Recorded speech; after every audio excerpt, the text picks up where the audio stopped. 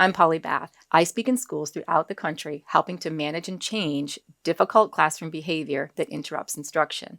Today, I'm going to answer one of your questions. Instead of reacting to a behavior on the spot, I've heard you say it's sometimes a good idea to wait before you react. But how much time do you recommend? Can I respond the next day? Sometimes we need some wait time. I call it the stop thinking process. I say STP that. I always say that I don't want to have to dig out of the way I reacted. I'd rather give myself some time. So this is for you. This is the benefit that unless there's an imminent danger and the child is going to run out in the street, I want to give myself the moment that I need. With older kids, I've often responded, if you will. I'd rather respond than react.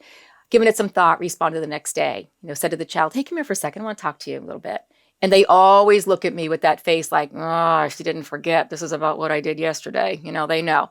With younger kids, you just don't want to kind of fuel up the behavior again. So you might give it a shorter amount of time and then be able to respond to them.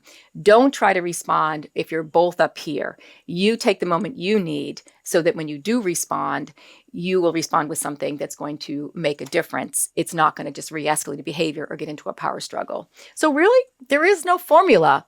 Age-wise, with little kids, I don't like to postpone it till the next day. I really want to get to it that day when they're in a better space. With older kids, sometimes next day you're better off.